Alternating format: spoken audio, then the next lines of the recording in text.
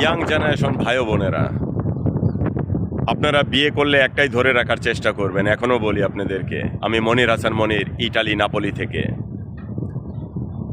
বিধবা নারীর ফাঁদে কিভাবে পাও দেবেন, কিভাবে ধ্বংস হবেন আপনাদেরকে বলে দেই, একটু একটু বলি। বিধবা নারীদের হয়তোবা সন্তান থাকতে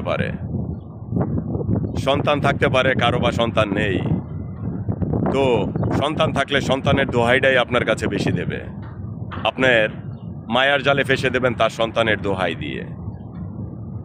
সন্তানের দোহাই ছাড়া তাদের মুখে আর কিছুই আসবে না। বিধবা নারী কিংবা ডিভোর্সি নারী যাদের সন্তান আছে, একমাত্র তাদের হাতিয়ার হলো তাদের সন্তান। এই সন্তানের দোহাই দিয়ে আপনার ভিতরে ঢুকবে, আপনার মনকে চুরমাচুর করে দিয়ে, ধ্বংস করে দিয়ে তারা চলে যাবে।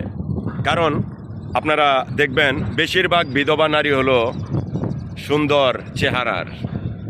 সুন্দর চেহারার নারীগুলি ছেলে মানুষকে কিভাবে নষ্ট করে এই ভিডিও দেখার পরে বুঝবেন। তাদেরকে নিয়ে তারা অনেক অহংকারী হয়, দেমাকি হয়। তারা এই পৃথিবীর কিছু মানতে চায় না। তারা বিশেষ করে আল্লাহকেও মানে না। কারণ তারা যদি আল্লাহকে মানত, একটা বিধবা নারী কোনোদিন স্বামী মরার কয়দিন পরে তারা রঙিন শাড়ি, লিপস্টিক দিয়ে মানুষের সম্মুখে তাদের চেহারা দেখাতে পারত না। তারা দেখাতে হবে, কারণ হলো তাদের চামড়া সুন্দর করে দিয়েছে। আজ পর্যন্ত যত নারী বিধবা হয়েছে তাদের হাজব্যান্ড মারা গিয়েছে। এই চামড়া সুন্দর মেয়েরা, তাদের নারী বেশিরভাগ মারা গিয়েছে স্বামী। কেন মারা গিয়েছে? কারণ বউদেরকে স্বামীরা কন্ট্রোলে রাখতে পারে নাই, একটার পরে একটা অত্যাচার, টর্চারিং সহ্য করেছে।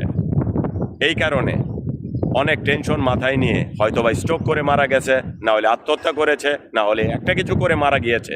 আপনারা যত পরিমাণ নারী দেখবেন বাংলাদেশে বিধবা নারী, তাদের যদি স্বামী মারা যেয়ে থাকে তাদের চামড়া সুন্দর দেখবেন, তাদের ভিতরটা ভালো নয়। তাদের ভিতরে ঘৃণা ছাড়া আর কিছু নেই, তাদের ভিতরে অহংকার ছাড়া কিছু নেই। অহংকারের পতন একমাত্র আল্লাহ তাআলাই করে। আর যে মেয়েগুলি ডিভোর্স হয়, কেন হয় জানেন? কারণ হলো যে একটা স্বামী ধরে রাখতে পারে না, তে হাজারটাও ধরে রাখতে পারবে না, তার অভ্যাস হয়ে যাবে। অভ্যাসে পরিবর্তন হয়ে লাশ মুহূর্তে শুধু কেলেঙ্কারির নামটাই মাথায় থাকবে, আর কিছুই থাকবে না। তো আমি ছেলে মানুষ হিসেবে কথাগুলি বললাম। বিধবা এবং ডিভোর্সিরা সন্তানের দোহাইটাই বেশি দেবে। এই সন্তানের দোহাইয়ে যারা পড়ে যাবেন, তারা মনে রাখেন আপনার অধপতন অনিবার্য। যারা জ্ঞানী মানুষ